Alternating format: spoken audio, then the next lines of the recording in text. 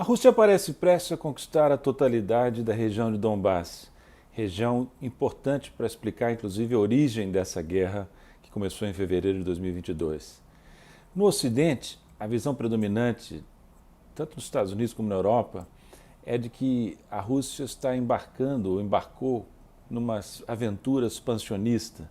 Putin tem sido comparado até a Hitler.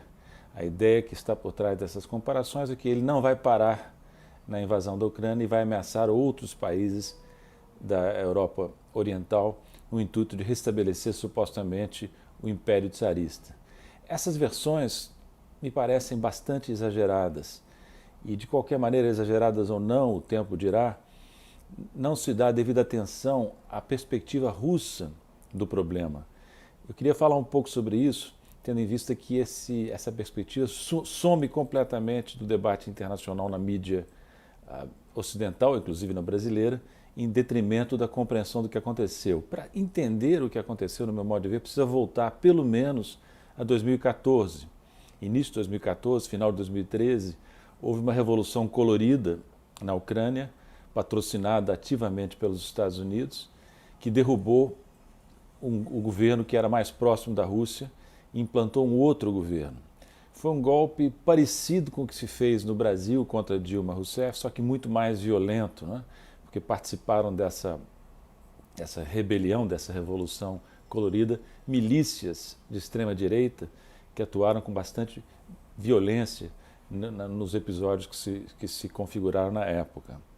O que fez o governo que resultou do golpe em 2014? A primeira decisão legislativa foi suprimir o status de língua oficial para o russo. Essa decisão pronunciou uma atitude muito hostil em relação à grande minoria russófona da Ucrânia e levou a uma rebelião em várias províncias, em Odessa, por exemplo, em Kharkov, e também na região de Donbass, em Luhansk e Donetsk.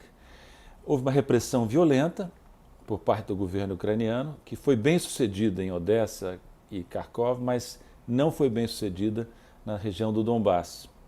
E a Ucrânia acabou sendo obrigada, por sucessivas derrotas militares, a fazer acordos, os acordos de Minsk de 2014, 2015, que eram acordos, vejam bem, não para garantir a independência da região do Donbass, de Luhansk e Donetsk, mas sim de conseguir uma convivência com autonomia para essas províncias dentro da Ucrânia. Pois bem, esses acordos de Minsk nunca foram cumpridos pela Ucrânia e pelo Ocidente. A Ucrânia se recusou a cumprir um aspecto essencial desses acordos, que era a transformação da Ucrânia de um Estado unitário numa república federativa, com as províncias elegendo seus governadores. Hoje, continua a ser o quadro que havia na época. Kiev indica os governadores das províncias. As minorias, as populações russófonas de Luhansk e Donetsk não aceitaram esse não cumprimento do acordo e houve um conflito prolongado de 2014 em diante, com a população civil da região de Donbass sofrendo bombardeios, ataques, hostilidades das milícias de extrema-direita, com perdas importantes da população russófona nessas regiões. E não me consta que a imprensa, a mídia ocidental tenha vertido uma lágrima sequer pelo que aconteceu ali, nem condenado o governo da Ucrânia por estar reprimindo de maneira violenta e descumprindo acordos assinados em Minsk. Pois bem, nenhuma lágrima de crocodilo foi vertida, a situação foi piorando, e segundo informações a serem confirmadas, houve uma intensificação dos ataques ucranianos à região de Donbass nos meses que antecederam o começo da guerra. Os dados mostram, pelo que eu pude ver, uma intensificação dos bombardeios, dos ataques à região de Donbass por parte do governo da Ucrânia.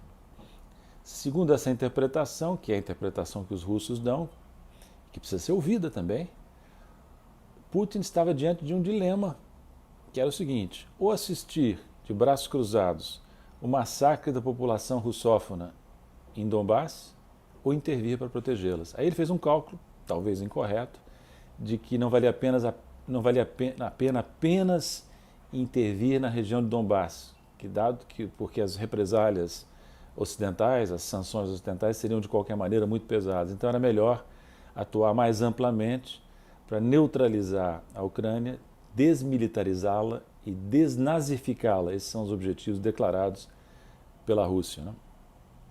Então vejam que o quadro é mais complexo do que sugere a versão que circula no Ocidente, de um Putin agressivo, imperialista, querendo expandir as fronteiras da Rússia.